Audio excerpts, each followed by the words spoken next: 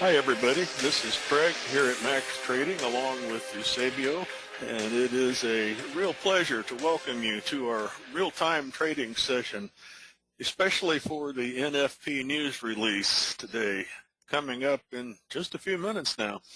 We really do appreciate you choosing to spend some time with us, and we want to extend our best wishes to you and your family and friends, loved ones. The virus problems just keep on coming, but we hope you are healthy and safe. If you like to trade the trends in stocks or Forex, futures or gold, other markets, one thing you need for sure is a reliable system and a great coach. And Max is the very best in trend following systems. And today you'll get to see our methods at work on the real-time charts. Our Max courses will teach you these trend trading methods, provide you with all of the indicators and templates. There are no hidden expenses here at Max. When you sign up for a course, you get everything.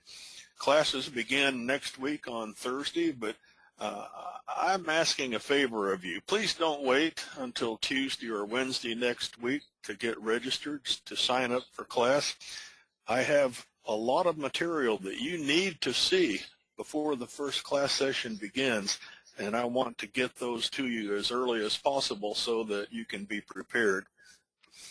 As always, we have no idea what numbers will be reported in the news release today, and really, even if we did, we still would not know how the market will react. Sometimes the market reaction doesn't seem to make a lot of sense. We're not quite sure what the big boys are thinking. But our hope is to see some good price action today. If we don't, then probably Eusebio will choose to force a trade. That just means that he may like to enter a trade that normally we would not take. It's just a little risky, and we like to keep the risk minimal. In other words, it's a trade that we know is too risky. It doesn't meet our requirements, doesn't meet our entry rules, but the trade is entered today just so that you can see how our methods protect the trading account and can often take advantage even of very weak price action. Please remember, this is not a trading room. We are not sending out trading calls today. Nothing you see or hear should be taken as an entry or an exit recommendation. All of it educational purposes only. Eusebio is here to lead us into the charts for this trading session. Some of you today are meeting Eusebio for the first time, and you're in for a pleasant surprise. Eusebio is a highly skilled teacher, and on top of that, he's just a pretty nice guy. You're going to enjoy yourself today. You'll also find that he's a great coach. He really enjoys helping his fellow traders. So I hope you're in a place where you can listen and watch carefully. And we'd like you to feel free to ask questions anytime. You can use the question panel right there and go to webinar, and we'll try to make sure that every question receives an answer today. Eusebio, I think we're good to go. That's enough preliminaries. We really appreciate you sharing your time with us on this Friday, and the microphone is yours. Thank you very much, Craig. Hello, everyone. Welcome to this open house session with the non-farm payroll. Indeed, usually the Friday is the day I take off because I like also to have some vacation or some holidays, and so usually I don't trade on the Friday except when we have the non-farm payroll. So it's always a very important day to consider and to analyze what the market is doing, and sometimes to illustrate what we are able to do with the Max. Before starting, we have 5 minutes before the news release. Let's make a quick video and audio check. Do you see correctly my screen, and do you hear me well? So I would really appreciate a yes or a Y in the question panel of GoToWebinar or for our Max member in our private chat room. Okay, thanks. Thanks, Oliver, Robert, Silver, Carlos, Roger, Rodolfo, Ron, Ingrid. Thank you very much. I really appreciate your quick reactivity, your quick answer. Interactivity is always a key point, in fact, to better learn a new subject, a new concept. And so never feel shy to ask a question. So there are no dumb questions. And so I will try to make my best as well as Craig to answer your question. So in 4 minutes now, we have the non-farm payroll report. And you know that the non-farm payroll is a complex news release to analyze because, in fact, the big boys analyze this report under 3 conditions. Not only the non-farm employment change, but also the unemployment rate and the average hourly earnings. The average hourly earnings is a little less important, but it may emphasize the 2 previous reports if they are in agreement. And indeed, to see an impact in the market, we need to have the 2 main news, the non-farm and the unemployment rate, to be in agreement. What does this mean? And not only to be in agreement, but to have a big deviation. So a big surprise, good or bad. And so here, let me explain quickly.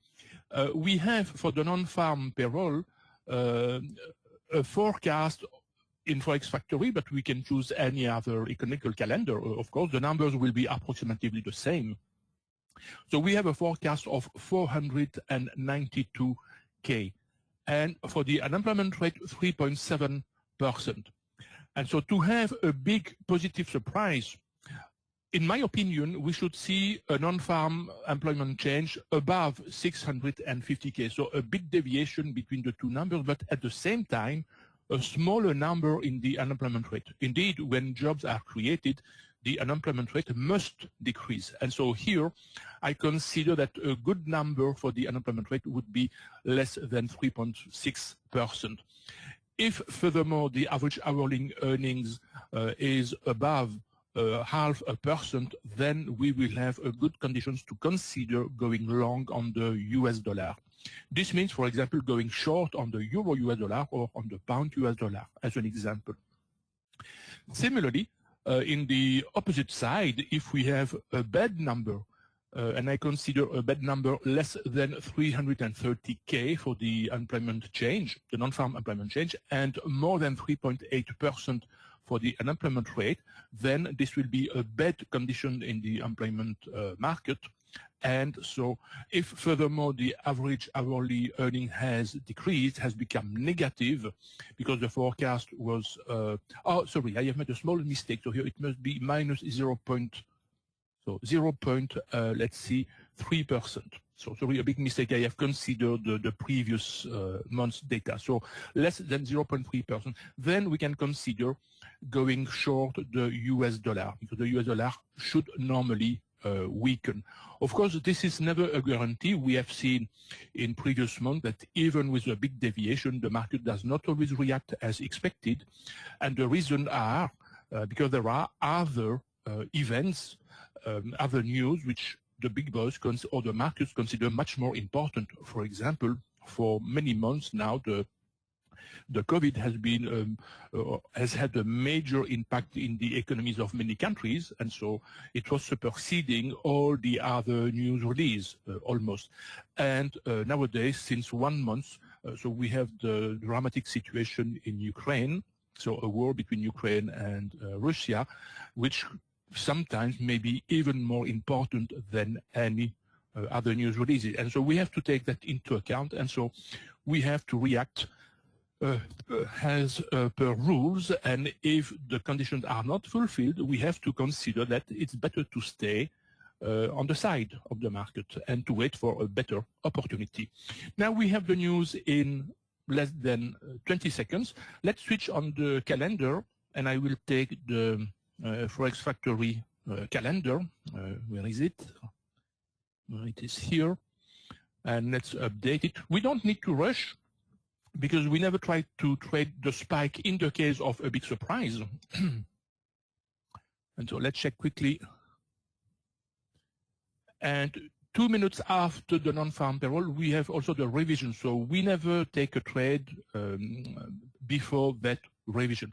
Okay, normally I see on my Reuters feed that the non-farm payroll is 431. Here, Forex Factory has not been, 431. So I will note that. So 431. Okay. For the unemployment rate, 3.6. And for the hourly earnings, so we have 0.4%. And so let's consider that with the notes I have prepared. So we have 431K. So this means that we are not above or below the two limits I have described. And for the unemployment rate, we are at 3.6. So we are not in the context of a big surprise. So in fact, this month, again, the non-farm payroll has not given the good expectations the market was expecting. So it would not be a surprise to see some reaction to the upside for a pair like the euro US dollar or the pound US dollar. So because I don't see something positive. So nonetheless, so these numbers, so we are not in a favorable market condition. So what I will do, as Craig has explained, so I will force a trade on some pair, but let's wait for the revision first at 32 in 2 minutes. To see how the market will react. And I will try to pick a pair which is interesting. I have chosen 8 pairs. How do I choose the pairs to trade every day? Let me show you that. So just a quick tip, because we have time, we have 2 hours to be together. So on our news watch list page, the web address is what you see here, so www.maxtradingsystem.com/newswatch. It is a free information you can access every day. It is updated every weekend. If you want to be informed when this page is updated, you can put your name and your email address, and so you will be notified. And on this news watch list page, we mention, first of all the critical geopolitical elements we have to take into account to see if they evolve positively or negatively. And then after that, we have a simplified economical calendar with only the news which are really important. Of course, today we had 2 news which were important, the CPI on the Swiss franc and then the non-farm payroll on the US dollar. All the other news are not important at all and have no impact, so usually in the market. And then below that simplified calendar, we list also the best trending pair, because remember the MAX is a trend following system, and to get excellent result with a trend following system, we need to trade trending pairs. And it's possible, of course, to define what are the trending pairs, and we do that update every week. We get approximately always the same pair, which is not a surprise, of course, week after week. So you can see the list here. And then when we match this list of trending pairs with the news of the week, so we can propose for each day of the week which pair we have to better follow. And for example, so for today, the euro US dollar, the pound US dollar, which is normal because we were concerned with the non-farm payroll, which is on the US dollar, the pound yen, the pound Swiss, pound yen, pound Swiss with the yen and the Swiss exclusively, because today, especially, we are in a mixed market sentiment, which has a tendency to be a little more risk-on for the moment. And so when we are in a risk-on situation, so the safe havens currencies like the yen and the Swiss are pressured. And indeed, if you observe any currency meter, you will see that the Swiss and the yen currencies are the weakest currencies. The high beta currencies, so the Aussie, the Kiwi, the CAD, are the strongest currency for the moment, and this has been the case for several days, even several weeks. And then we consider other alternative pairs like the Euro Aussie and the Pound Aussie, and so you will see that these 6 pairs are the pair I have selected, plus 2 other pairs in the top 10 pairs, just to have 8 pairs on my platform. So Euro US dollar, Pound US dollar, Pound yen, Pound Swiss, Euro Aussie, Pound Aussie, Euro yen, and Euro Kiwi. Now I'm going to choose, for example, let's see what pair I could take.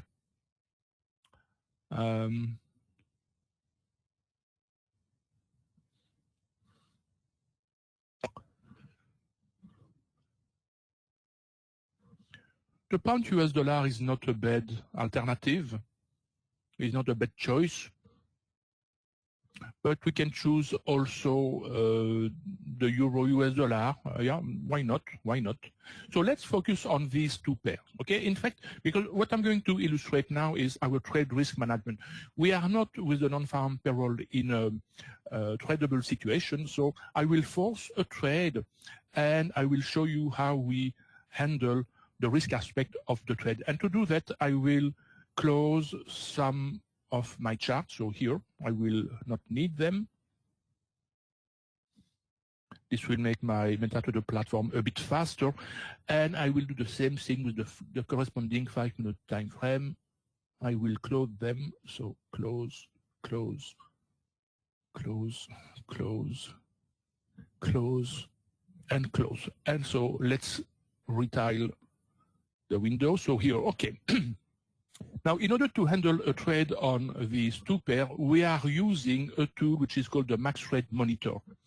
Craig has said that in our course there is no hidden cost, no hidden fees. There is just one small exception. This tool, the Max Rate Monitor, is not a free tool. There is a small charge, but it is not an obligation to use it, in fact.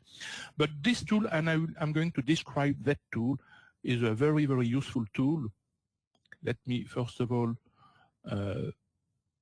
load it on the euro US dollar and on the pound US dollar.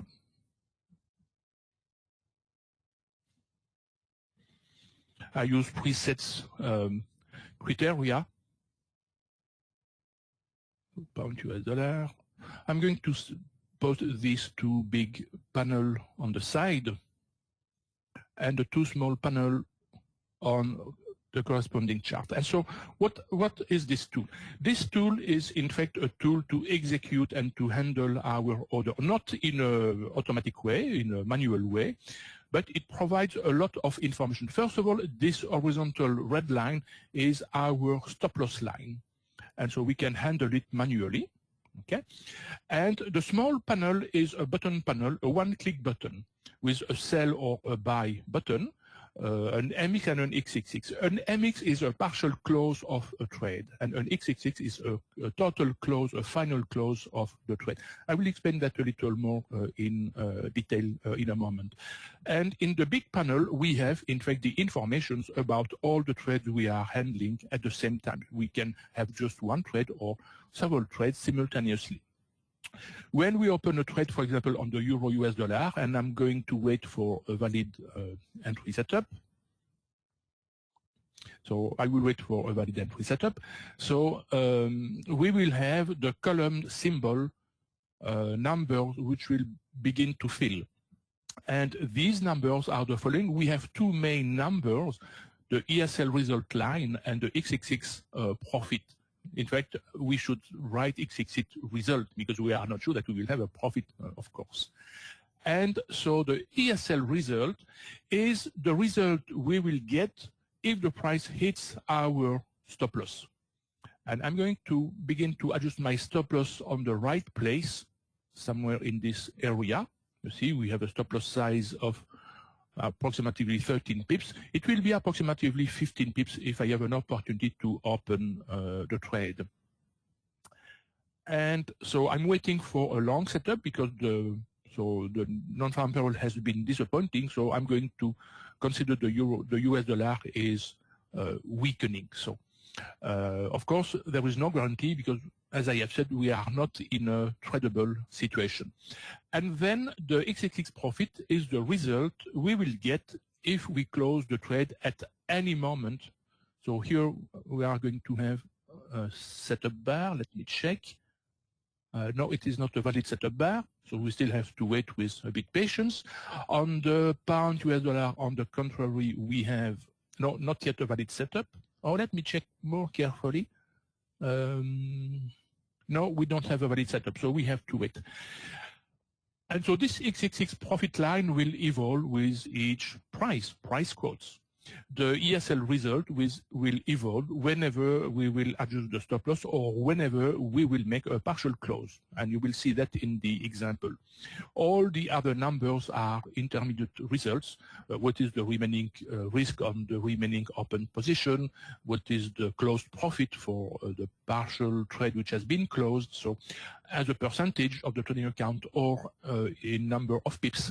And then some other less important numbers like the size of the spread, like the pip value for the position, and so on and so on. So now, what does it mean to make an MX? In fact, whenever we open a trade, the trade is considered as being made of 2 units, each unit corresponding to 1/2 of the size of the trade. Of course, the size of the trade is calculated based on 2 factors, 2 variables. First of all, the size of the stop loss, and then the percentage of the trading account we allocate as a risk for the trade. It may be, for example, 1% of the trading account. And this is what I have chosen here. You will see that when I will open the trade, 1% risk per trade. So the trade is made of 2 units. Each unit represents half of the trade size. And when we make an MX, we simply close 1 unit. And when we make an x86, whatever the number of units we have opened at that moment, we close all the remaining open units. And this is important when we consider making scale-ins. In the max standard, we teach how to make scale-ins along a trend. Now, today, with unfavorable trading conditions and with a small session, only 2 hours, we don't have an opportunity to make scale-ins. A scale-in has meaning when we consider trading a trend along the day, so during several hours, 3, 4, 5, 6 hours, 9 hours sometimes. So I cannot illustrate the scaling technique here, but the MX and the x86 mechanism so are extremely important in that MX, in that scaling technique context. So, and you will see how all these mechanisms, the stop loss adjustment, the scaling technique, how we do the scaling technique, how we make our partial exit, play an important role in controlling the risk when we are in a trade. So we are still waiting for an exit setup, an entry setup, so in the euro US dollar and in the pound US dollar. So we have to simply to wait.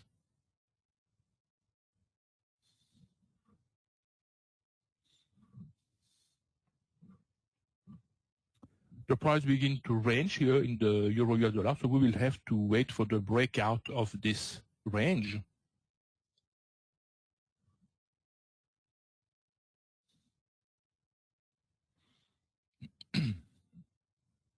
We are technically in an uptrend, and this is somewhat in agreement with the disappointing non-farm payroll.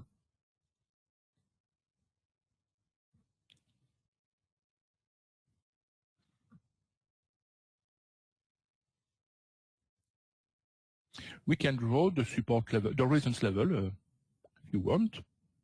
For example, here I will draw my resistance level in this area. And then if this present blue candle, okay, it has closed, it is a valid entry setup. So now I'm going to prepare my entry. And for that, I need to see the price following through.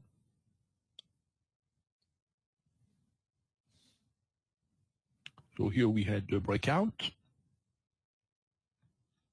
I will make my entry so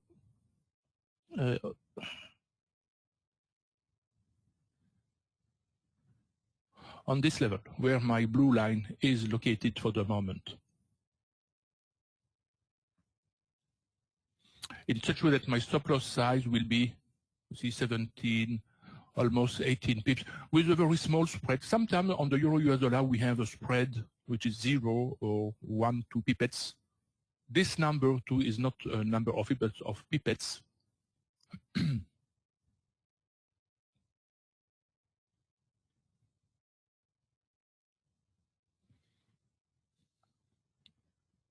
For the pound US dollar, we have still to wait. We need to wait for the slow bias, which is still red, to become green.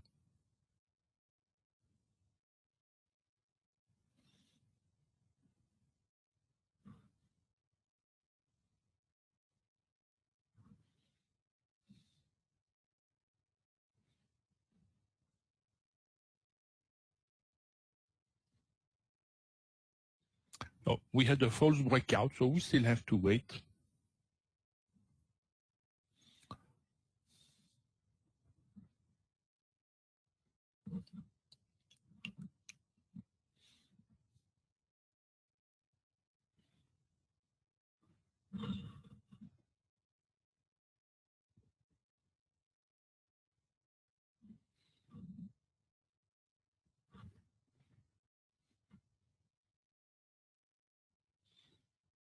Yeah, the revision for the previous months has been 750K.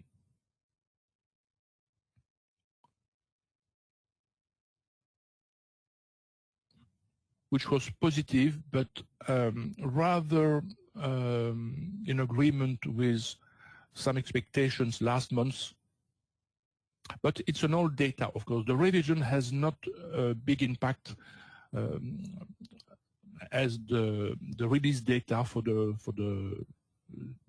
just the previous month. So, because you know that the result of today corresponds to the job creation of the previous months, in fact.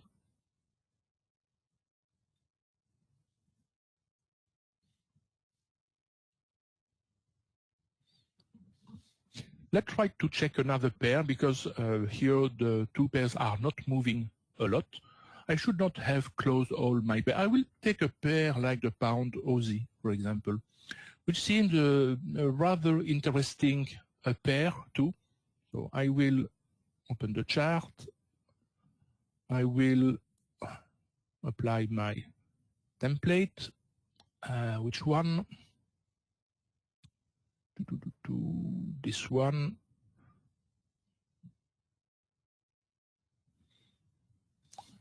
And then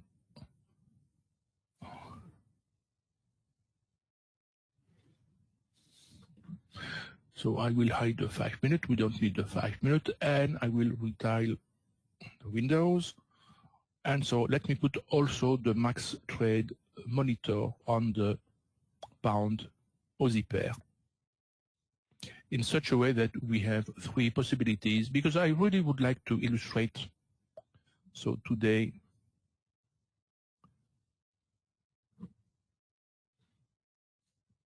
okay.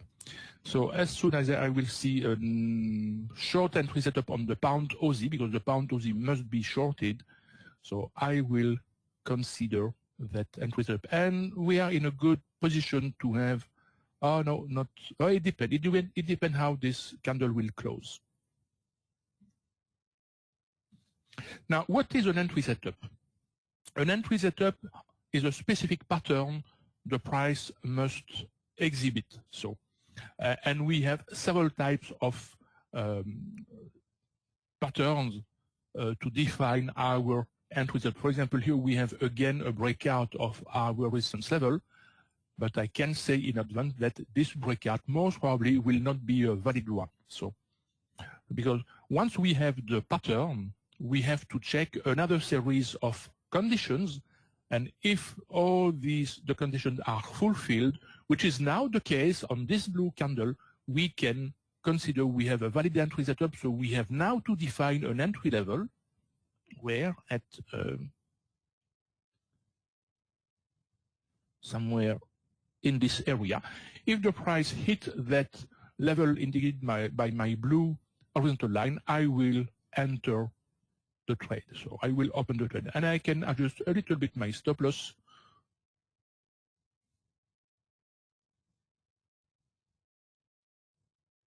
No, I will keep it there. So on the pound Aussie, this red candle is not a valid entry setup. All the conditions are not fulfilled.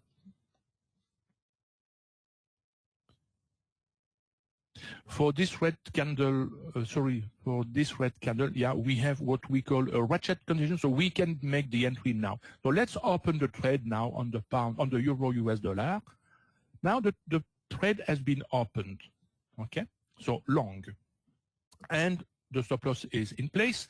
And you can see in the euro US dollar panel now that the ESL result is minus 0.97%. So almost 1%, a little less than 1% because the trade size has been rounded to the smaller number or the smaller size the broker allows to trade. And if I close the trade now or at any moment, you see how the x86 profit is evolving. Of course, when the price goes against the trade, the numbers is red or decreases, and when the price moves in favor of the trade, the number increases and may become possibly green. So, and you will see the impact of an MX, so a partial exit, and the stop loss adjustment. What I will consider if the price moves in our favor, because I have a stop loss of let's say almost 20 pips. If the price moves 10 pips in my favor, this is not a rule of the max, but this is just to illustrate the trade risk management. In this area, I will make an MX. So this is what I call a discretionary decision. A discretionary decision is not a subjective decision. There is in our Max Advanced course an entire session dedicated to what I call discretionary decision, when we can be a little more flexible in the way to apply the rules, but always following the trade risk management concept. So now, so an entry setup is a specific pattern the price must exhibit, and we have several types of such patterns. For example, when the price is ranging, when the price is trending, when the price is counter-trending, and so on and so on. At the beginning of a new trend or in the middle of a trend. Then once we get such an entry setup, potential entry setup, we have to check a series of conditions, and there are technical conditions. And these technical conditions are given by our indicators. And then when we have a technical valid setup, we have to be sure that the trade is in agreement with the global context. If we have a specific global context for the pair we are trading, and when all these conditions are fulfilled, then we have a trade. And once we are in a trade, we have to handle the trade. And the basic approach of handling the trade is to consider exit setups. So what are exit setups?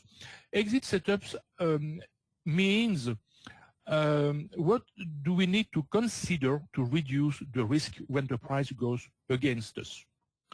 And in fact, what is the problem? When we are in an uptrend and we have taken a long trade, whenever the price moves in our favor, so we are possibly making a potential profit.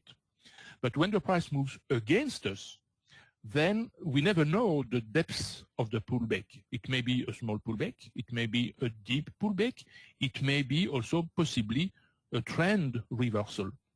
Because now, as you can see, our slow bias technically is red, so technically the price now is again in a downtrend. And so the exit setup has the aim to quantify when this risk becomes too much important. Indeed, a pullback, because we don't know its depths, will represent our risk. And if we leave the price moving too much against us, we can leave a lot of loss, a lot of pips on the table. And so our exit setup has the aim to quantify when we have to take an important decision in terms of trade risk management.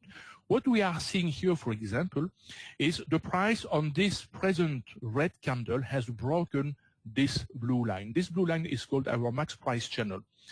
And when we have such a breakout, this is called a max price channel violation or a movement violation, a movement invalidation. And if the price continue to move against us, then in this case, because it is a movement invalidation, we have to close the trade. And so I will specify here the level where we will have to, I will have to scratch this trade. I will take 45.6, so 45.6. So if the price reaches this level on my horizontal blue line, I will scratch my trade, not on the stop loss in this case, and this will help me to reduce the loss of this potential losing trade. Because indeed, whenever we avoid a losing trade or whenever we limit the loss of a losing trade, because we will have losing trade, so this is always positive for our account. Smaller are our losses, better the growth of the account will be when we will get profitable trades. So now on the pound Aussie, we may have possibly a valid short entry setup. Let me check. Yeah, we have a valid entry setup. So I will similarly define an entry level. So here at 422, 427 here. So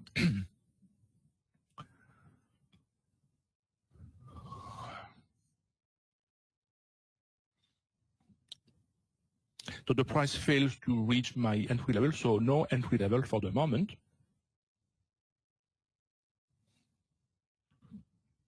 And in fact, a common error which is made by many traders is once they are in a trade and the price, and this happens sometimes, immediately goes against their trades, so they begin to panic and they have a tendency to close their trade too early. No, be patient, be patient. What I do myself, I even ignore personally that movement invalidation criteria. I prefer to leave the price hit my stop loss for a very specific reason. First of all, I have said that this is my discretionary decision to avoid any partial exit as long as my first partial exit is not profitable enough. And because, and this is extremely important, because my risk per trade is very small. My risk is maximum 1%. Very often I take a trade between 0.5% and 1%.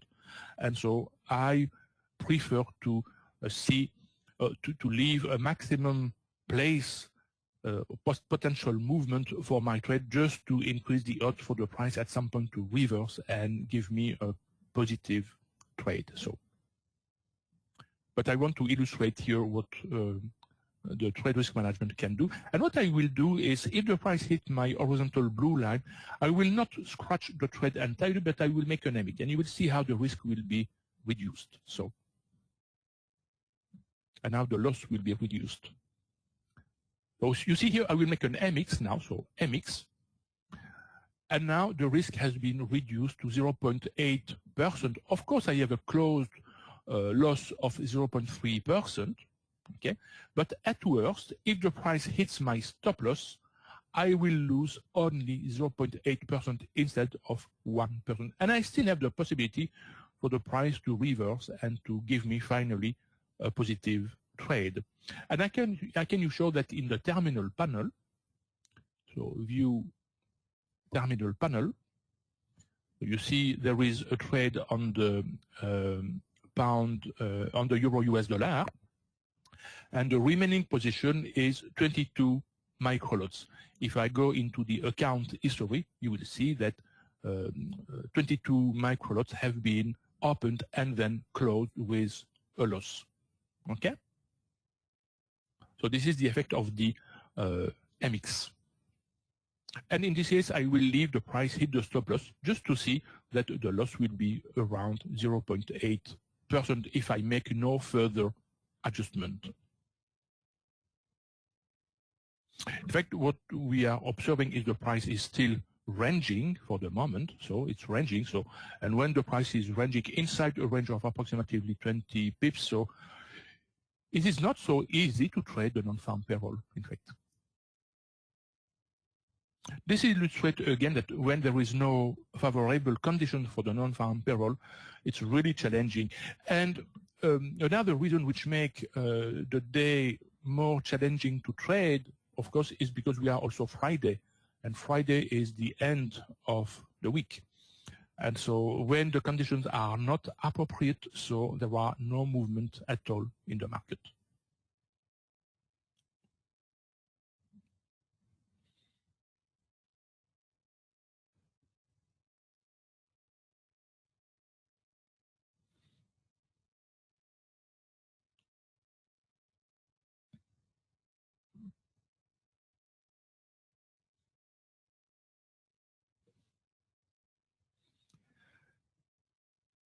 What I may consider also here is to take a short trade on the pound US dollar, because we have, so technically we have a downtrend,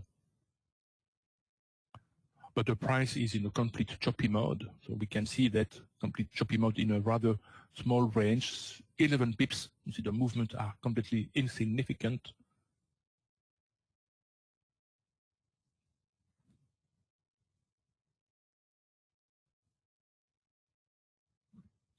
What is the pound Aussie doing? So I'm still waiting for a short entry setup. This one, perhaps, this one. What my stop loss? My stop loss is a bit too small. So let's widen it around this area. Yeah. And I will make my entry. So here at 447, 452. So somewhere in this area, with a stop loss size of around 16 pips, plus the spread, so the spread is 2.2 pips.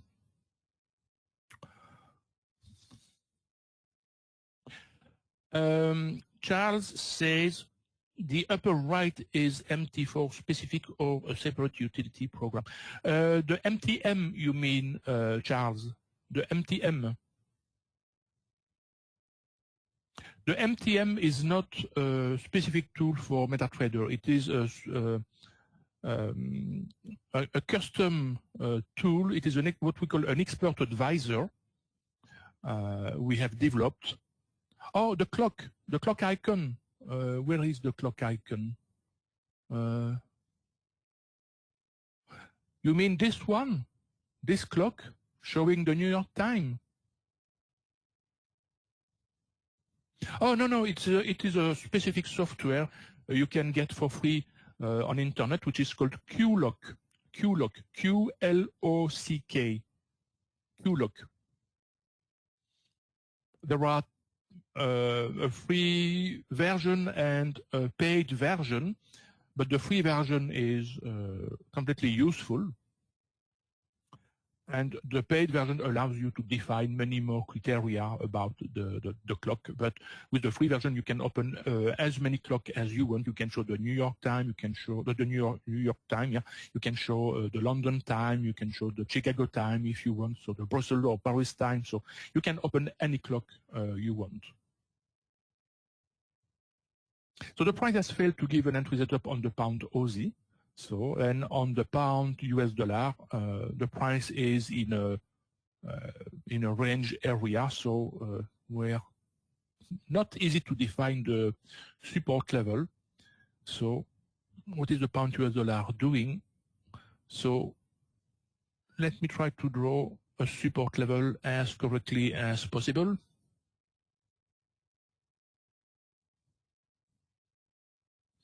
Here, perhaps, yeah. So we had, and so let's wait for another entry level. We had here our entry setup. I could have made an entry in this area, but let's wait another opportunity. Pound US dollar. Conditions are not appropriate. Oh, you're welcome, Charles. So QLock. DS clock is another tool also, and it's always a good idea to have at least the New York time zone, especially for the news, and especially when we are in a period of the daily saving time switch, because it's always a nightmare, these daily saving time switch. Because, of course, the time zone of the broker you are using is not necessarily your time zone. For example, this broker, TradeView, which is a platform I use, I do not recommend that broker. You have to do your own due diligence to choose your proper broker. Or let me check here. Yeah, we have the possibility to open a trade. What is the size of my stop loss? A bit too large, perhaps. So here in this area. And I will open my trade around this position. So the time zone of your broker is not necessarily your time zone, and is not necessarily the New York time zone. In fact, what many brokers have a tendency to do now with MetaTrader is to choose the time zone corresponding to, how to explain that? I think it's GMT plus 2. In such a way that the midnight on the chart will correspond to the New York close or New York open. So 5 p.m. New York time. So the midnight on the chart, which corresponds to the broker time zone, will correspond to 5 p.m. Eastern time. And this has an advantage to avoid having extra weekday in terms of chart. For example, when the market opens on the Sunday at 5 p.m. Eastern time, if your platform has not the midnight at that moment at 5 p.m. New York time, you will have an extra day with a few hours, and this can disturb the display of your or some of your indicator. So now the trend is reversing for the pound Aussie, which make no sense because the Aussie is still rather strong, the pound is still weak. So it's simply a correction the price is making. So we need to be patient. You see the price has moved only 26 pips, so not a big deal. And you see here the Euro US dollar, the price is coming back. We have one open unit. But the point is the following. So with the max, if you do not use the global context, you will have a winning rate of approximately 70%, between 65 and 75 usually, under normal market conditions.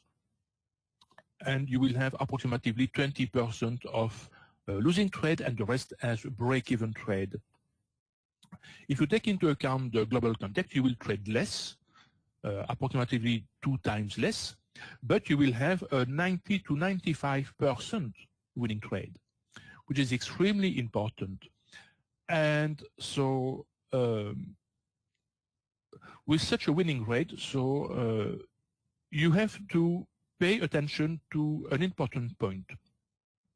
Even with a 90% winning rate, you will still face losing trades. And you will face especially what we call losing streaks. A losing streak is a series of successive losing trades. With a 90% winning rate, you can still face between 4 and 6 or 7 losing trades in a row. This seems strange, but this is the reality of trading. And probably you will have already faced such kind of experience. But never consider that you are a bad trader or you are using a bad trading system if you face such losing streaks. The aim of the trade risk management is to survive these losing streaks, because these losing streaks create drawdown in your account. And the trade risk management and the money management must help you to survive these drawdown. And when you take a risk of 1%, a maximum risk of 1%, for example, but you are able to close most of your losing trade with less than 1% loss, then you will survive any drawdown, in fact.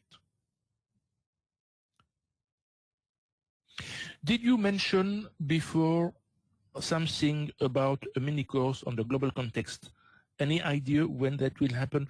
Oh, well, I'm still working on that, because it's really a complex subject, and it's a subject I'm realizing that I have to teach a lot of points in the global context. And so it will not be one mini course, but it will be a series of mini courses. I don't know yet how many mini courses, but it may be 2, 3, 4, 5 different mini courses. So just to have a complete view of what the global context is. Could you show futures chart, for example, the ES? Oh, yes, I can show that. Now, in fact, let me move this panel a bit lower. So here, in fact, when you take when you trade with MetaTrader, okay, some brokers will propose you some futures, but in fact, they will not be futures, the true futures contract. They will be CFDs on these futures. For example, here I can show you the S&P 500 index, okay? And in fact, we see that the price is in a rather choppy mode today. The market sentiment is a bit mixed today. And you can apply, in fact, any indicator you want with the max, and you can trade them with some brokers.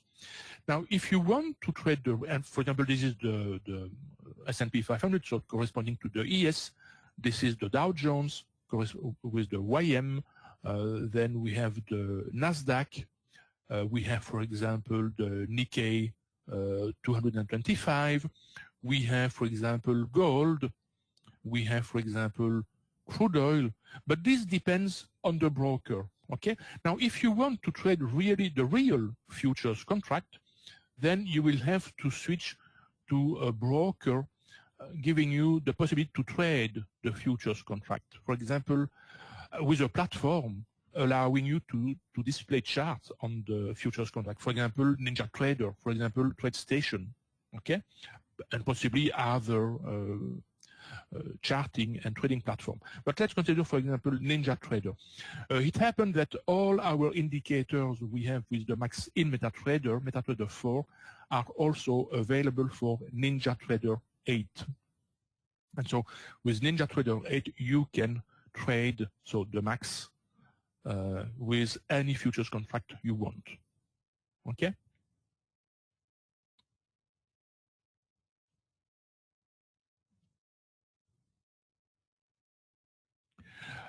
And so where are we here for the moment? So the price has failed to break the range for the moment on the pound US dollar.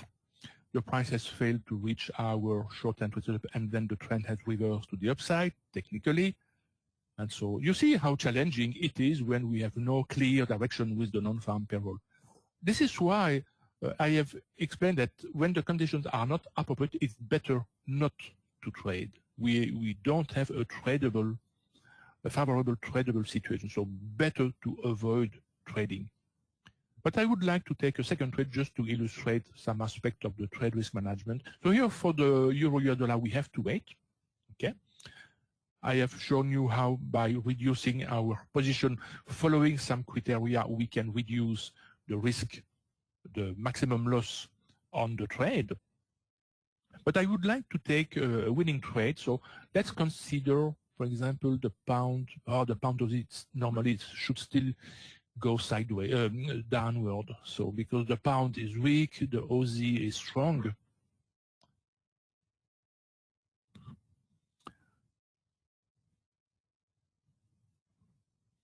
And the pound US dollar should be oriented also to the south, but there is no conviction in the market. We have just closed, we are closing the week, and we have closed March.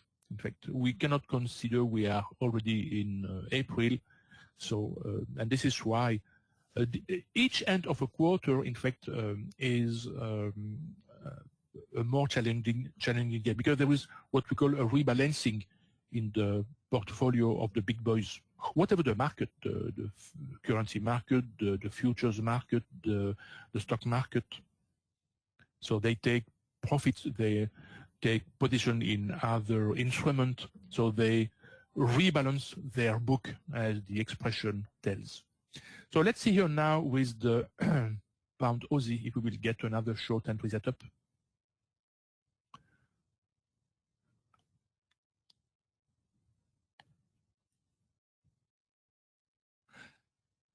Something I wanted to add also about the drawdown. So a losing streak always creates a drawdown.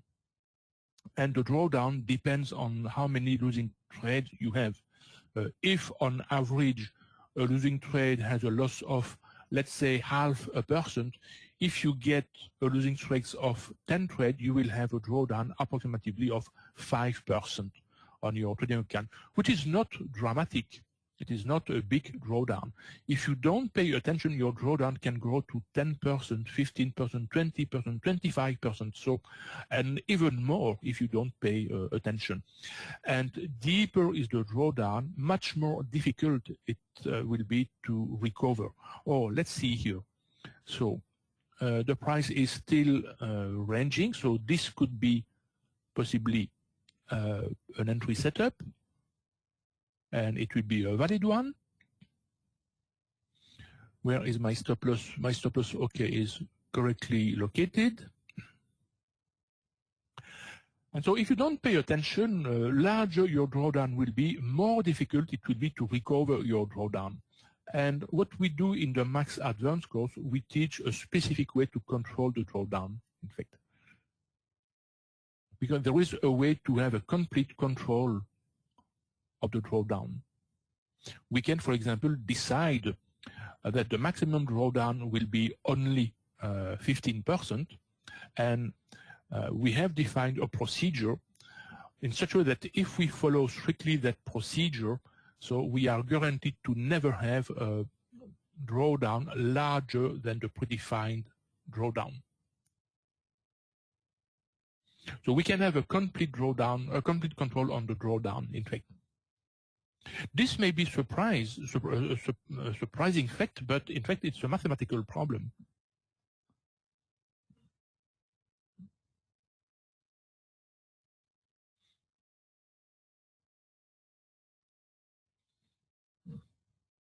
So I will make my entry, this short entry on the pound US dollar if the price follows through and hits that level here.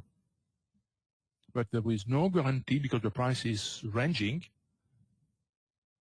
It wants to break, but it has already made several false breakouts.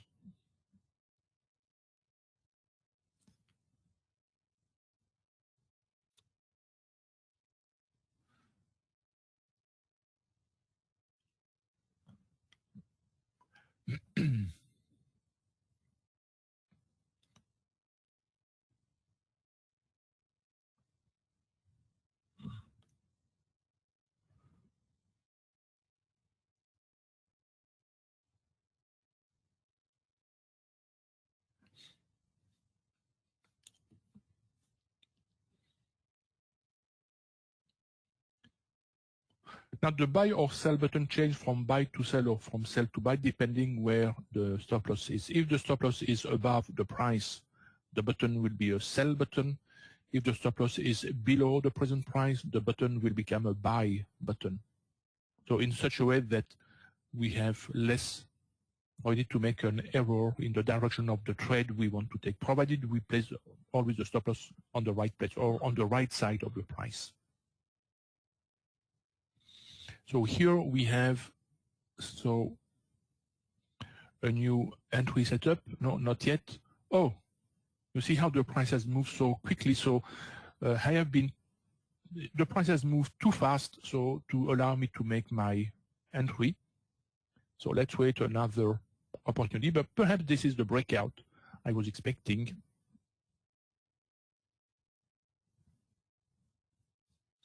So this candle is a valid setup bar. So here in this area, yeah, let's take a short trade on the pound Aussie.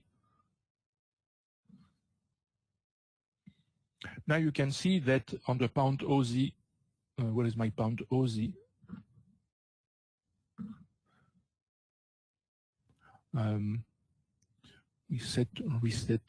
Reset.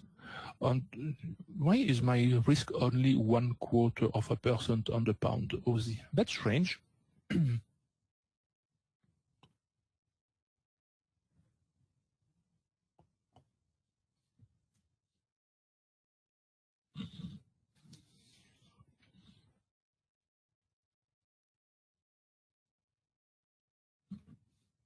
My risk should have been minus 0.97 or 98% and not 1/4. Why that? Because it seems that I have a closed trade, no, I don't have a closed profit, open profit. Something has happened here. My risk is not correct. I don't know why. I don't know why.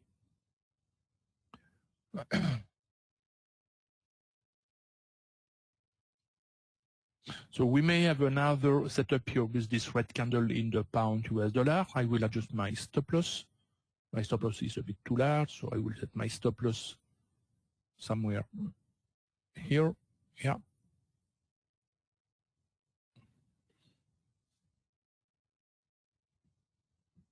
I don't know what has happened here with the pound Aussie, but the size of the trade was not correct. Let me check the size of the trade. So here.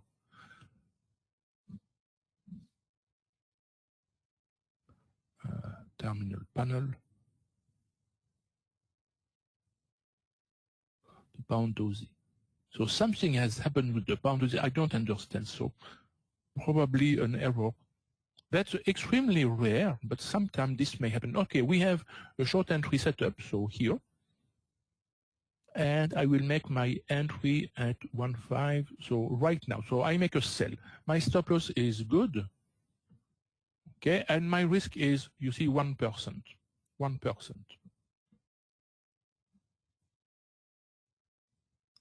So the trade on the pound Aussie, I don't know what has happened with the pound Aussie. I have probably made an error of manipulation with my button. So let's reset every number to have the correct number. So on the pound US dollar, now I have a short trade. Okay. This is not a trade which must be taken because the context is not good to take a trade, but just to illustrate what will happen if the price moves, continue to move downward. So I will consider to make a partial profit, so where my stop loss size is, so 18 pips, let's say 19 pips, and I will place my profit at 9.5 pips. So lower. Yeah, here on that level. And so if the price reaches that level, just to show you how an MX helps to reduce the risk on the trade is very useful. So, and you see the global risk with the two open trade, 1.45%, which is the same number on the three panels. So this 1.45% represents the combined risk of the two simultaneous trade.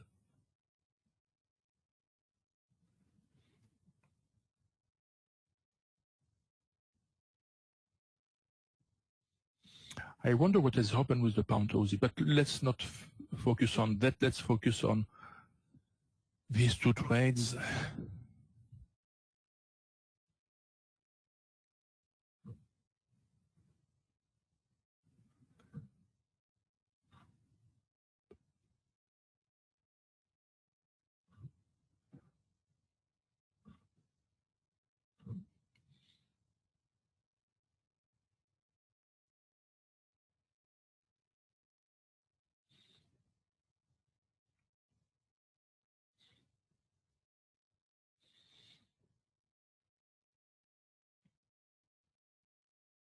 On this gray line, we may have perhaps some reaction. These lines, which are of different color, gray, green, orange, pink, red, and so on, so represent dynamic support and resistance level. And so around these levels, we have also exit setup, which may appear, but I will not apply it here because I'm using my discretionary approach, so making an MX only if my profit will be large enough. So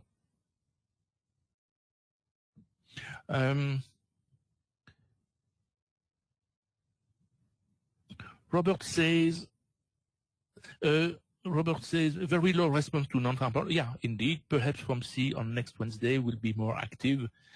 Okay, so perhaps, yeah, indeed, when the conditions are not appropriate, so the non-farm payroll does not produce an effect, a big effect in the market. When using range bar or Renko, does the indicator look at the high look? Or does it look at the bar? I don't understand your question, Gary.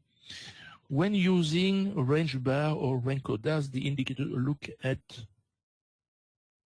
what do you mean by H lock? Or does it look at the bars?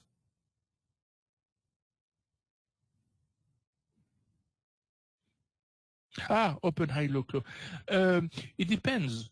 It depends on the indicator. So the indicators are always updated for each price we have in the data feed, okay?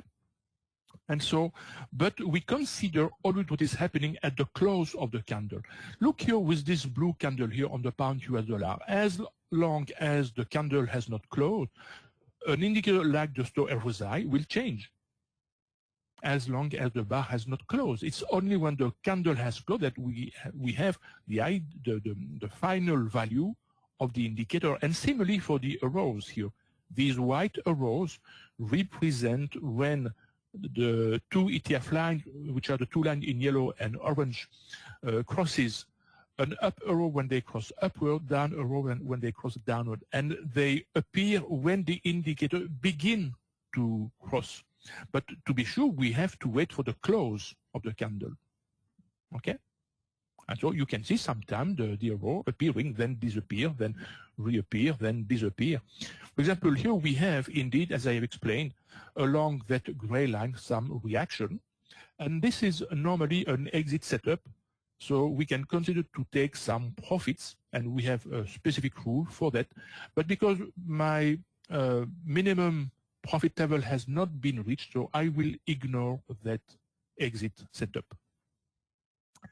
At the close of this blue candle, we have another exit setup which has triggered, in fact, two exit setups, one given by this red and green line indicator, and one by our purple and blue indicator, which is called the store RSI.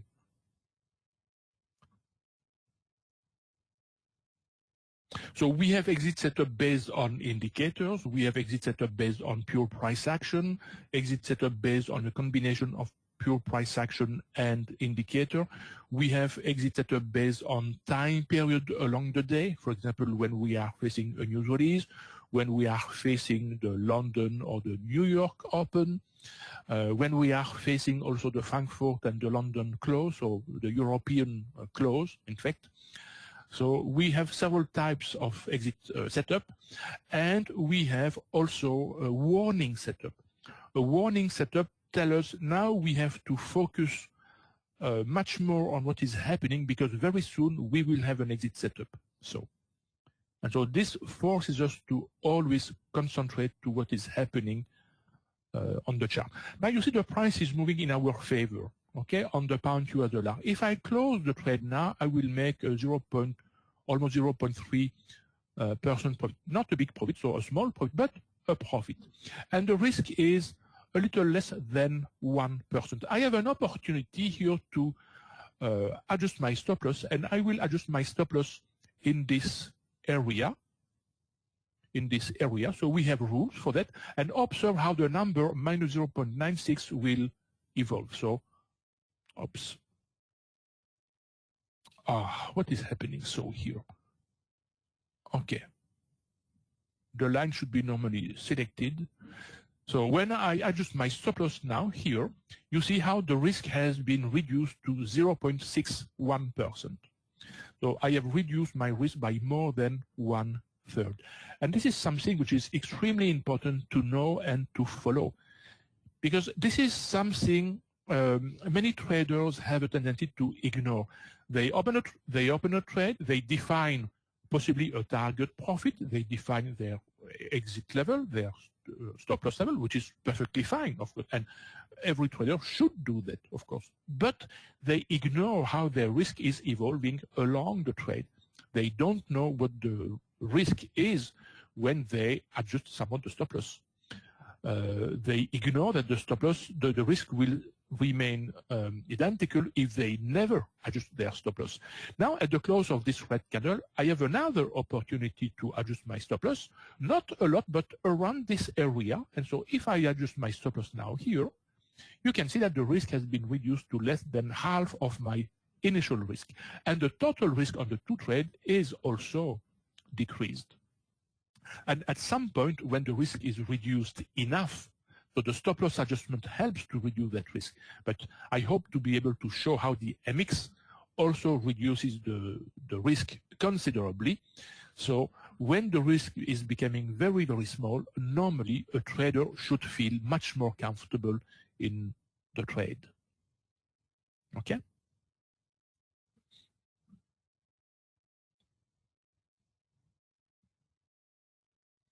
And so what I do personally is for each bar, whenever one bar closes, I check if I can reduce my stop loss.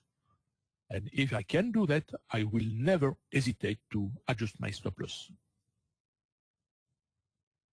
Because in the worst case scenario, whenever the risk is reduced, in the worst case scenario, my maximum loss is also reduced. And this is why when we have a losing trade, on average, a losing trade with the max is around minus 0.5 R. I'm using here the Van Tarp notation, so let me write it a little more in details on the chart. So minus 0.5 R, R representing the risk we take on the trade as a percentage of the trading account or as a financial amount. For example, if my risk is 1%, then my maximum loss will be, or my average loss will be minus 0.5 times 1% or minus 0.5%.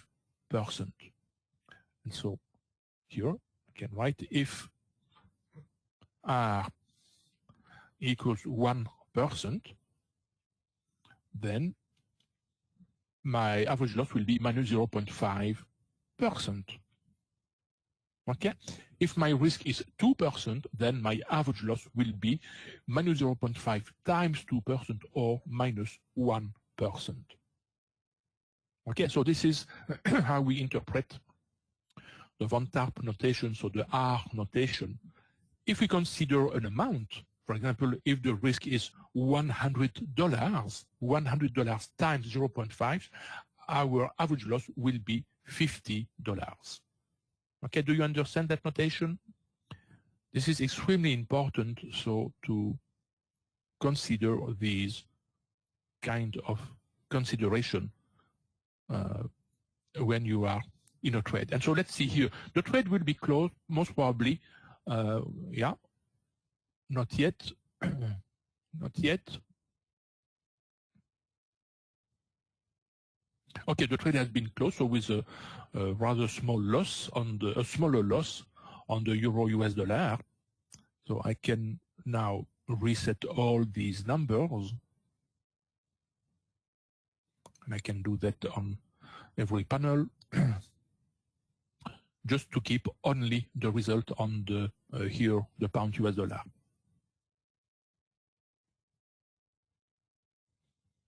So if the price reaches my blue horizontal line, so I will make an MX and you will see how the risk on the pound US dollar will be reduced.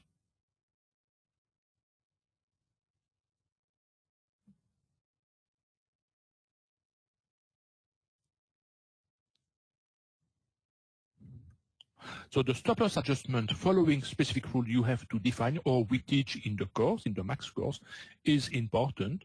How to make partial profit is also extremely important, and how to define the initial risk you take per trade is also important.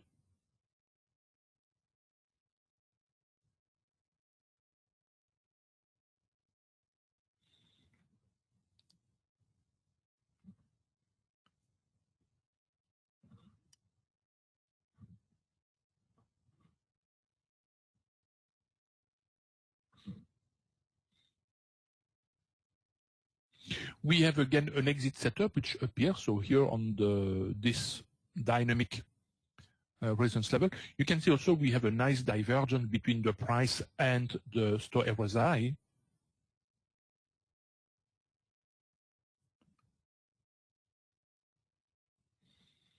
Now we have suddenly the pound strengthening or the US dollar weakening, which explains that retracement.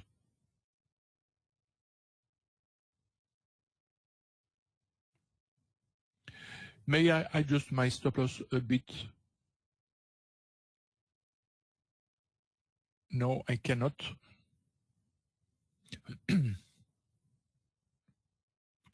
But now we have here another phenomenon which happens. You see the slope is turning from red to green, okay? And when we get an entry setup in the opposite direction of the trend, this entry setup is necessarily an exit setup for the present short trade. So as soon as I will get a long entry setup, in fact, so I can close the trade, whatever the result of the trade.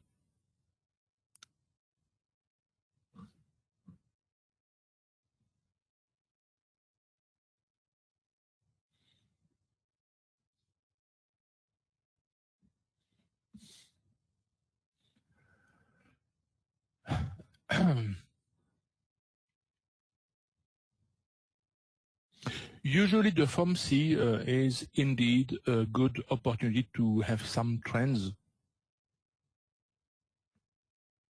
especially when there are strong expectations by the market and the central bank follows the expectation.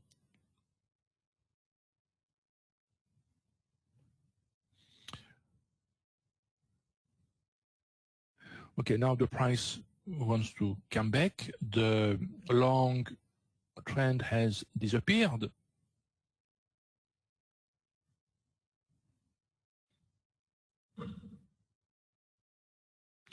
Yeah, indeed, Dan.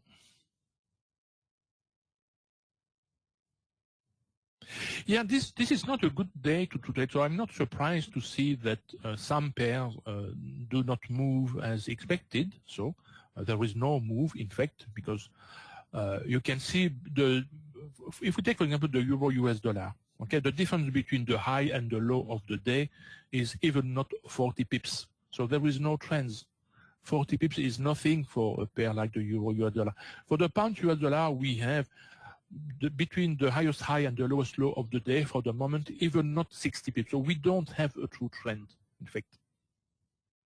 On the pound Aussie, we have good movement, 140 pips, but most of the movement have been made when I'm going to tell you that probably during the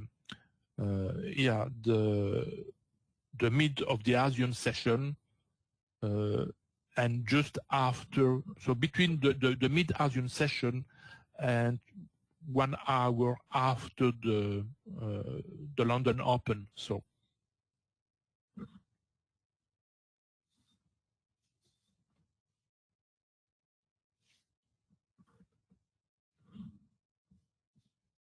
no real trend. Yeah, indeed. Yeah, of course you can use in such a case the 1 minute time frame. That's a good idea. But don't expect to make big trades. So personally, I prefer to stay aside. I don't like to spend a lot of my time concentrating, focusing for small results. When I see the conditions are not appropriate, so I close my platform, I close my chart, I close my platform, and I do something else. Sleepy time for you now, Ingrid. Okay. Oh, yeah, indeed. Oh, it's even the middle of the night for the Kiwis.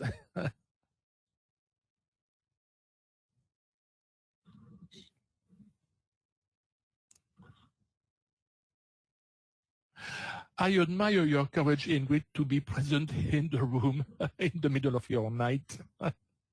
So thank you very much. Hello, Ilker.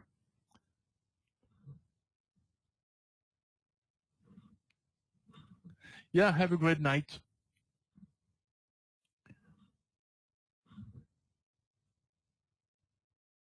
Still a small effort and the price will reach the level where I will want to illustrate the MX technique.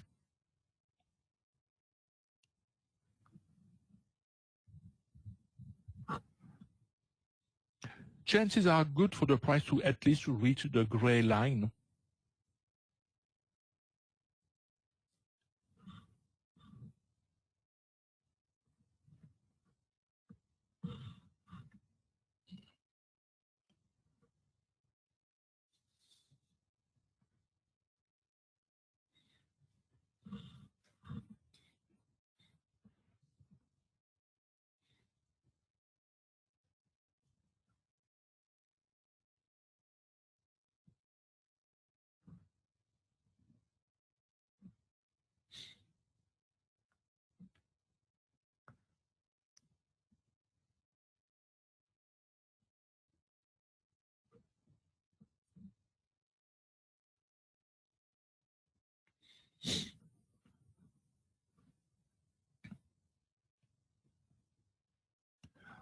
Okay, we have a new candle. May I adjust my stop loss? No, just a little bit, but not too much. I do not want to have my platform, my stop loss too close to the price. We have rules also for where the stop loss should be.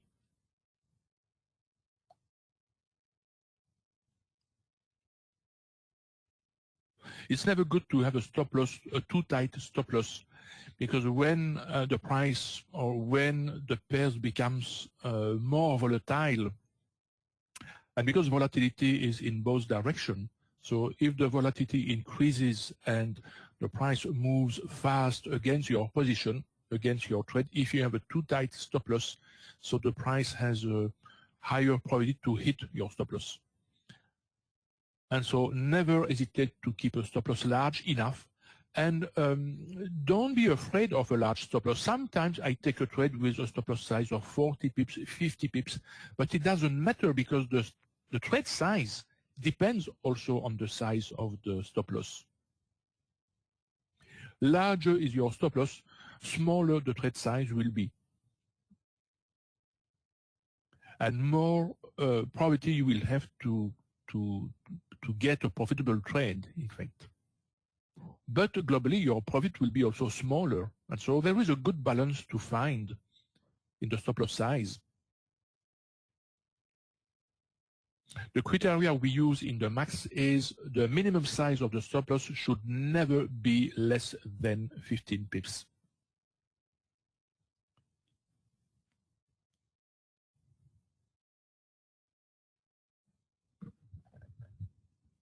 See here with this blue candle, we have another exit setup. So given by the RSI indicator, but I ignore it because the price has not reached my minimum target level.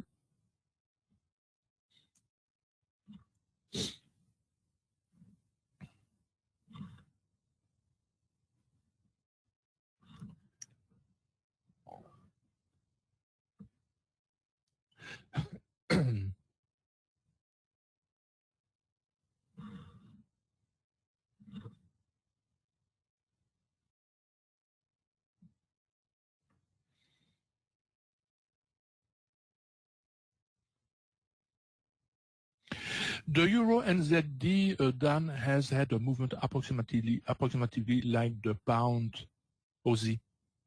So exactly at the same time. And remember what I have said during our practice session last Saturday. I was considering that currencies like the euro, like the yen, like the Swiss should continue to weaken or to be weak, and the high beta currency like the Aussie, the Kiwi, the CAD should still be strong. And this is what we have seen almost the entire week. Okay.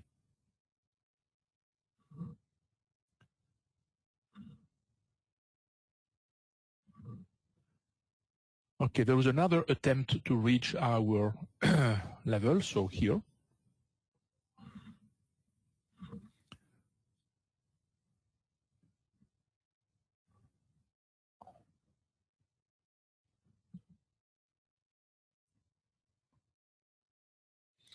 We are almost there.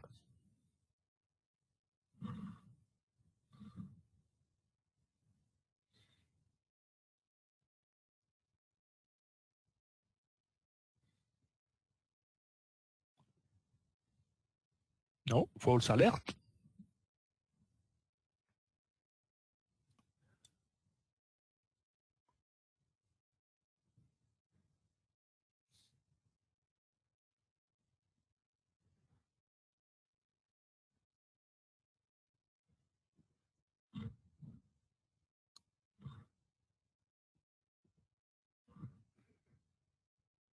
The US dollar seems to gain some strength, but not a lot.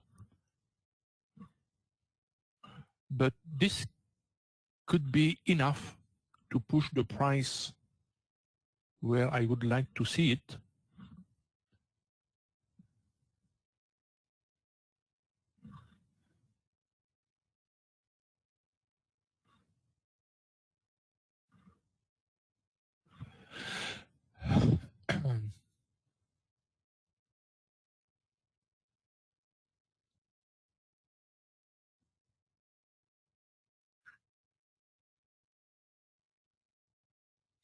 So we have another exit setup given by our store RSI, but again, I will ignore that exit setup because the price has not reached my minimum profit level.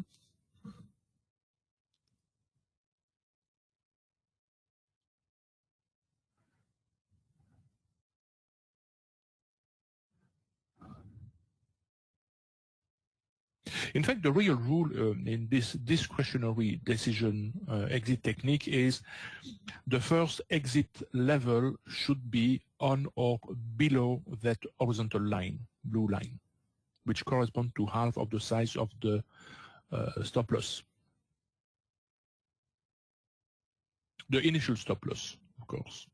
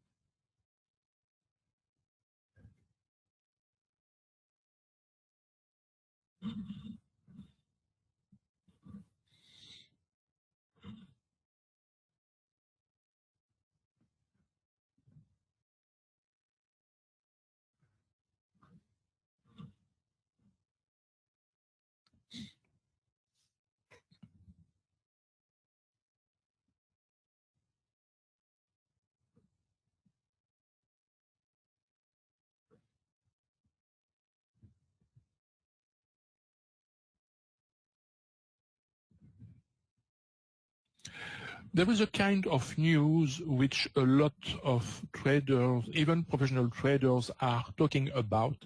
If we go back to the calendar, let me show you that on the Forex Factory calendar.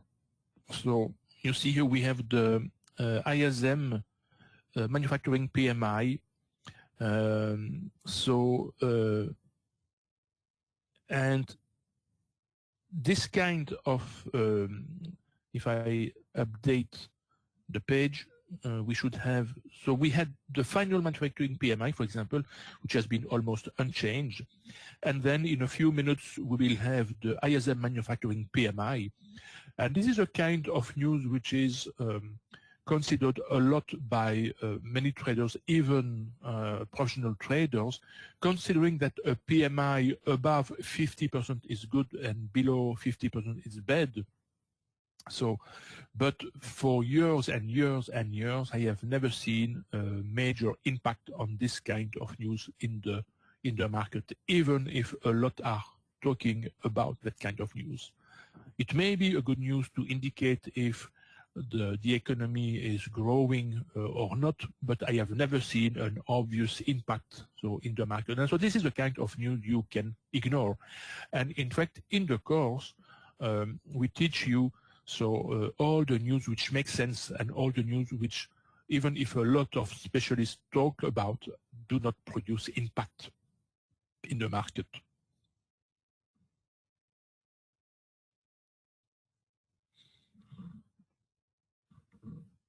We defined 3 types of news, type A, type B, type C.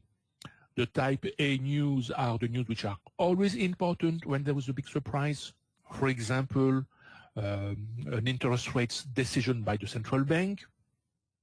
This is always important, of course, and the interest rate is even the major driving factor in the currency market.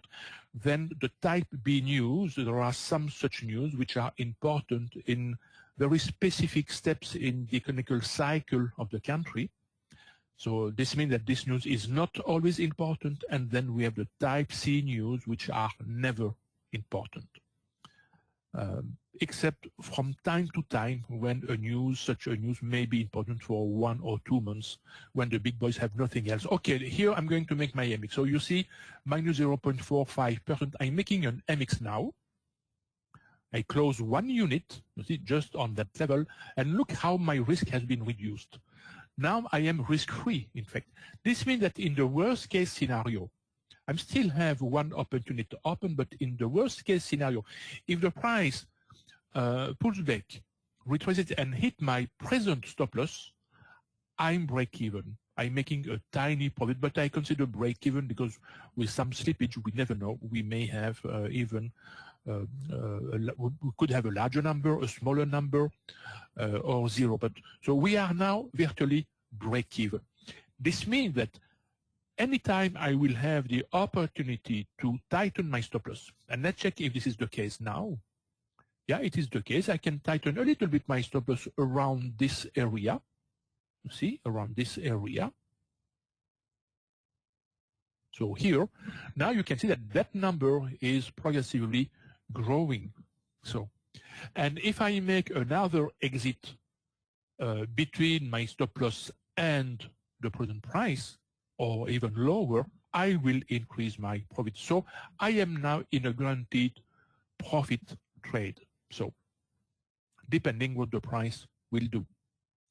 And of course, in such a case, the trader should feel completely relaxed, because now the trader, in order to close the second unit, in the absence of scaling, of course, the trader has 2 choices to close the second unit.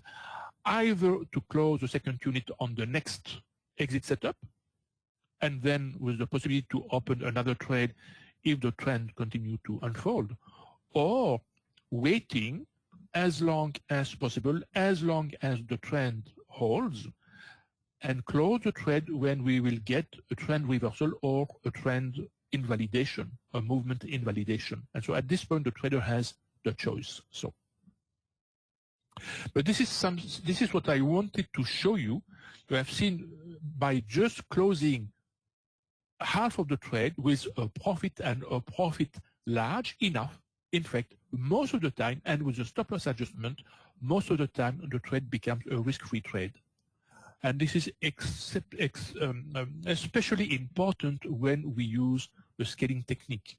When we use a scaling technique, when we add to our open trade to progressively increase the size of the position we are handling, keeping an eye on this global risk, and when we are in a risk-free situation, then the scaling technique produces huge results, in fact.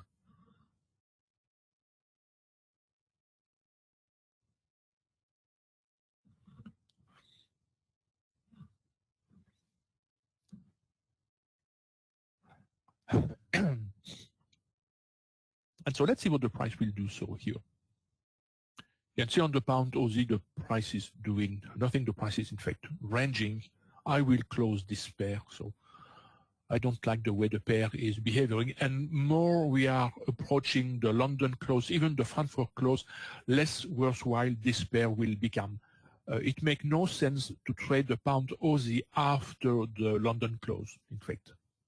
After the London close, the pairs containing, only the pairs containing the US dollar and the CAD are worthwhile to be traded, except for small scalp trade to bank some profit after a nice trend, because the trend on the pound Aussie has been a rather interesting downtrend, not a big one, but an interesting one. And so after such a big trend, so we can expect some retracement. So I'm going to close this chart just to make the other chart a bit larger. So I close this one, and I will close the pound US dollar time bar chart, and so I will retile the two other charts. In such a way we have a more global picture of what is happening. You see the price, since our entry to the price is in a complete choppy mode, we call that a choppy mode.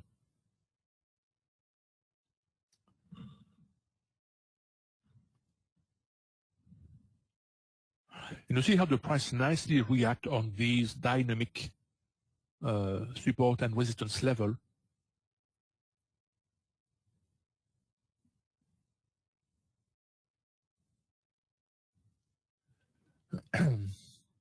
It's really amazing how the price react to these levels. And in the course, we will show you in a specific session, the session number 5, how these lines are extremely important. Jim, so Dr. James Pruitt, who has invented the MAX, was always explaining to his student that if he had to keep just one indicator on his chart, it would be these dynamic lines, dynamic support and resistance level.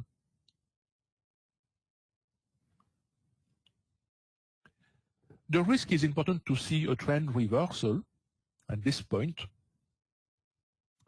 with what we are observing on our companion indicator. So we begin to see some divergences between the price and the companion indicator. So it would not be a surprise to see this trend exhausting at this moment.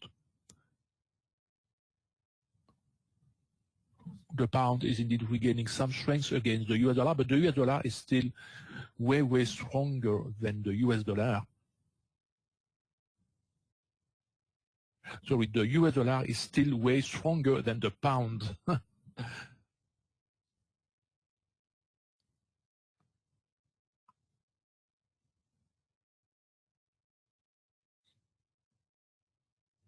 So we are progressively approaching the end of this session. I think that in this complete choppy market, so it's not worthwhile to stay longer. So if you have any questions about the MAX, so I will be glad, as well as Craig, to answer your questions. So now we have here potential trend reversal, as I was explaining. And so if we get either a movement in validation, which is possible with this blue candle crossing this pink line, or a long entry setup, I will scratch the trade with a small profit, but a profit.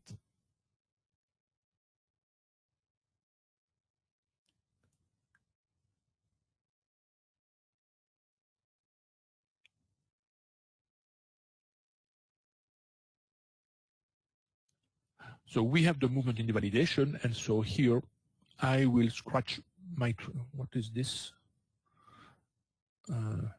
Okay, I scratch the trade, so here XXX, because the price now has completely violated this down movement. And so you can see that the trade, thanks to the MX here and the stop loss adjustment, the risk has been, when the trade was open, so the risk has been completely eliminated. And this is the power, in fact, of the trade risk management we have in the MAX. Even when the market does not go in our favor, we can still make a profit, or we can limit the loss, so when the price does not move favorably. So, okay.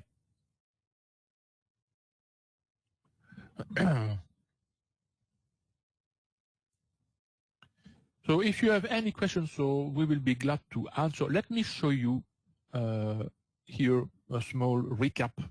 So of the two courses we propose to you, and these courses start next week on Thursday, the MAX Primer and the MAX Standard course. The max primer is made of just 2 sessions. So just to compare, so 2 sessions, and it is a simplified version of the max with some basics entry and exit setups. It does not produce as many trades as the max or as many profitable trades as the max standard, but it is still profitable over the long term.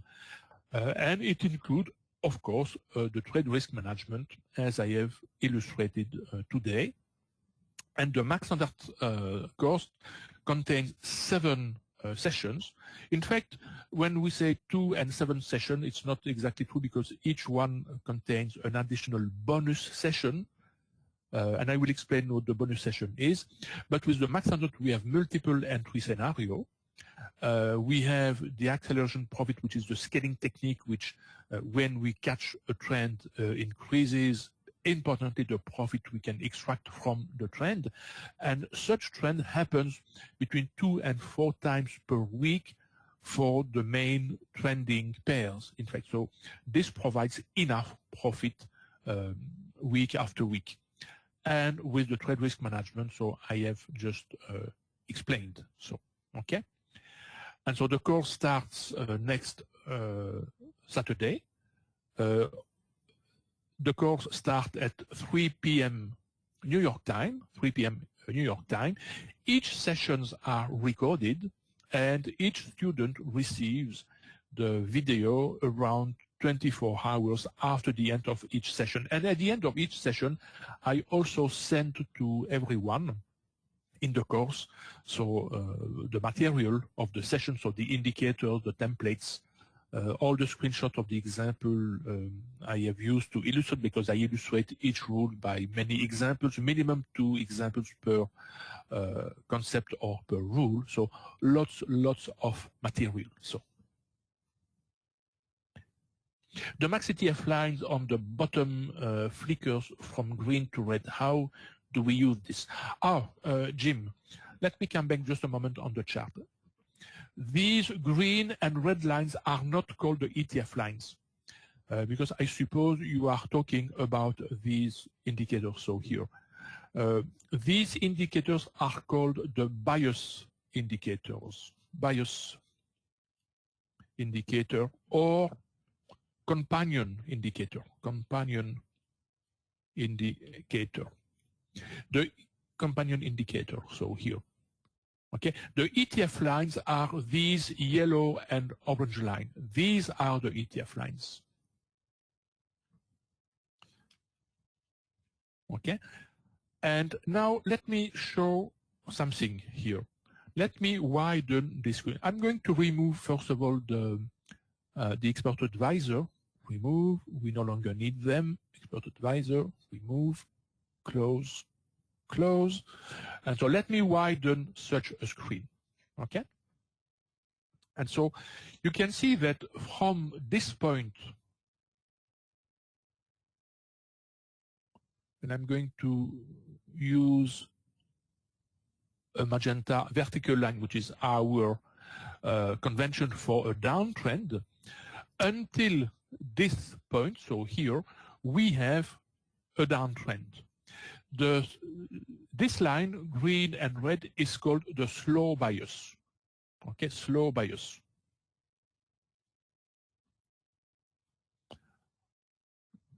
This one. And so when it is red, we will look only for short trades. And when it is green, we will look only for long trades. Okay? This is a technical trend direction. So when the slow bias is red, we look for short trade. And so we will have to use our short entry setup. And when it is green, we look only for long trades. Okay? This is the basics how we use that slow bias indicator. Now, inside a trend, and so here we have, if I use this rectangle to illustrate all this downtrend, inside the trend, this downtrend, the ETF line shows the different movement inside the trend. So we have a first down movement here. This does not necessarily correspond to a trend, to a trade, okay? We have another one here, then we have another one here, let's say up to there, then another small one here, then another larger one here, for example. And these movements are important in the way to handle the trade. Okay, and the ETF lines are among the conditions to have a trade. For example, if we are looking for short trade, then the ETF line must be downwards. Okay, this is why these arrows are extremely important. They show when the ETF lines switch from an upward movement to a downward movement. Okay, but Jim, you will not find these ETF lines indicator and the slow and fast bias indicators on internet because they are custom indicators to the max. So we have built these indicators for our own purpose, for the max purpose. Okay, so you will not find them on internet.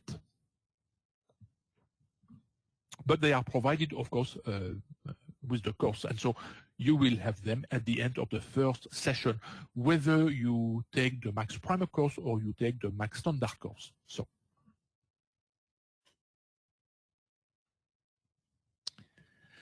okay, is it good for that, Jim?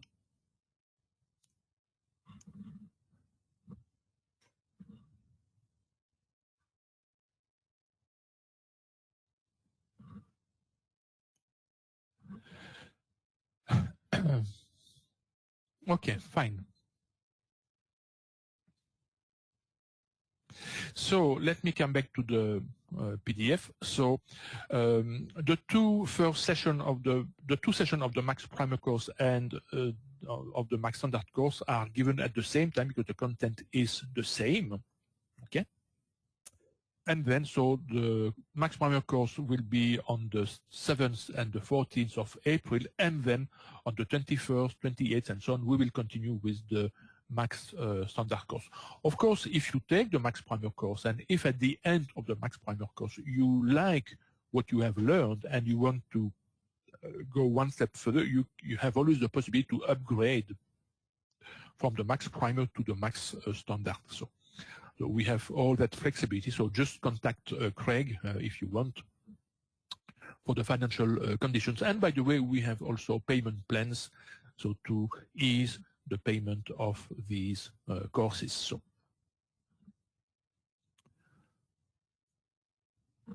and I think that Craig will write the link for the course in the, yeah, it has been made. So in the chat area or the chat panel of GoToWebinar.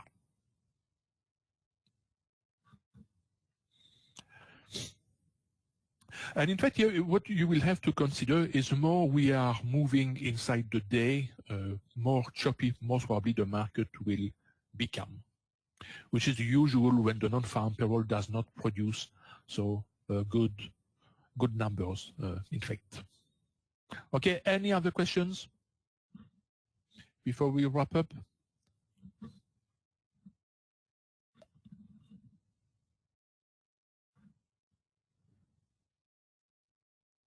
Have a nice day, you too, Ilker.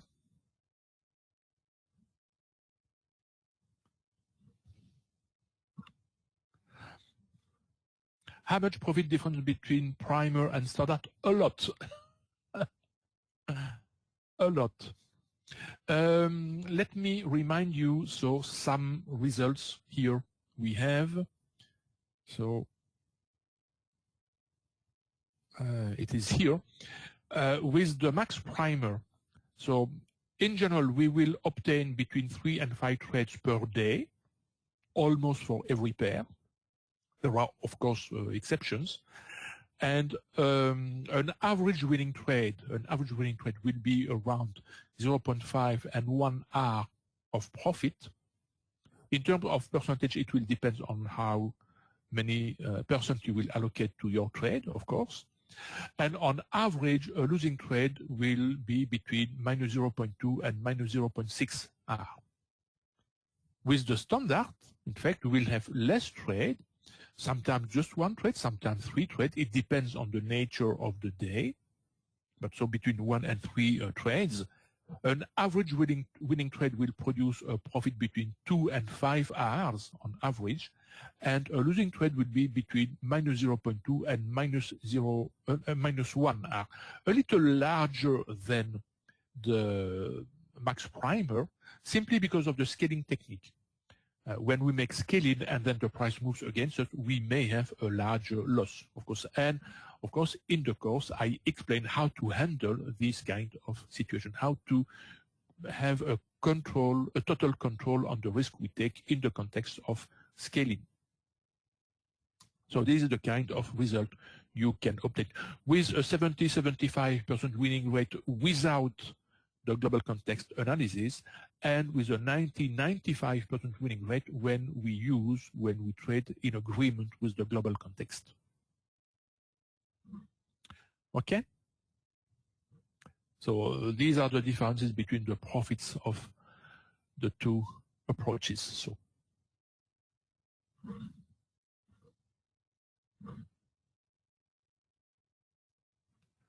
Yeah, indeed, Rodolfo. And you know, personally, I trade only between 2 and 4 days per week, on average 3 days per week.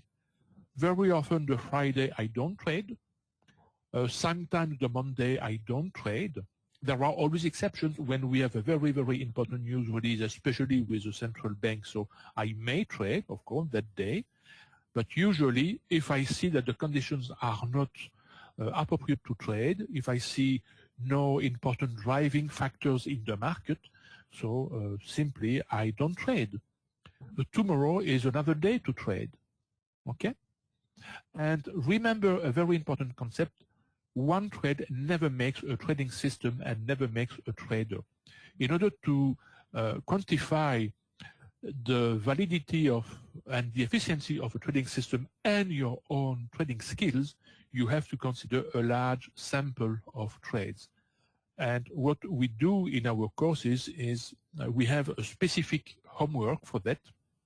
So we ask our students to pinpoint 200 successive setups. Because with the 200 successive setups, we will have very, very interesting results. Let me just show you, let me take just a few seconds to illustrate that concept. So here, I have a whiteboard, okay? And I'm going to take my pen. So I have my pen. So here, if we take a sample of 200 trades, okay? 200 trades.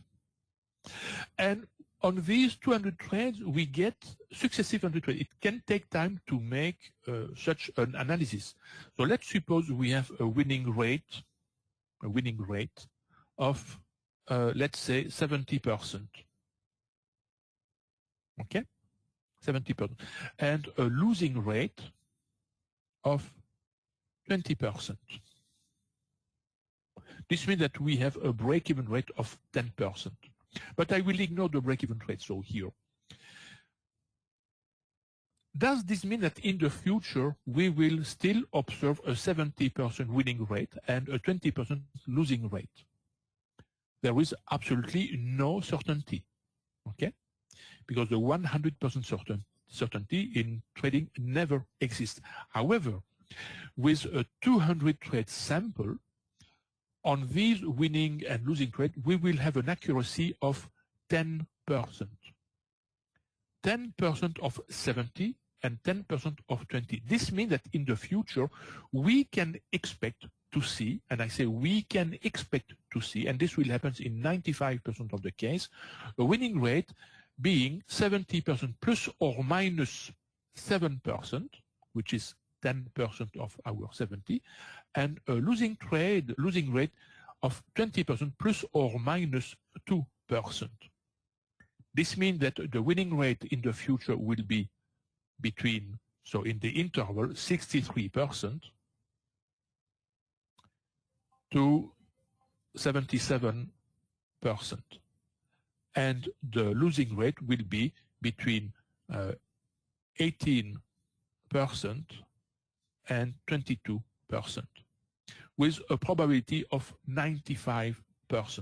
And so knowing that, is a great information because you can trade safely in the future once you know your result with enough accuracy. Now, this is an accuracy of 10%. If you want to have a better accuracy on your result, you have to consider, for example, 500 trades. With 500 trades, your accuracy will be not 10%, but 4%. And so the range will be refined and will be smaller, so will be more accurate. And this is why knowing that result is extremely important. And so it takes time to evaluate not only the trading system you are using, but also your own trading skills, because the result you will get will mirror your own trading skills using a specific trading system. Because you will make errors, you will forget some details, you will forget some rules, you will forget some nuances, and so it's extremely difficult to obtain exactly the theoretical result of a trading system. We can approach that theoretical result with experience and by practicing a lot. And keeping track of your own performances is a way to improve over time, because you can pinpoint where you are making errors, where you are applying the rules correctly, where you are missing some rules, and so on and so on. And so if you track your result and your own performances, you will be also engaged in a improving skills process. So this is why keeping a trading journal with enough details is so important for every trader. So, okay. No other questions? No other questions?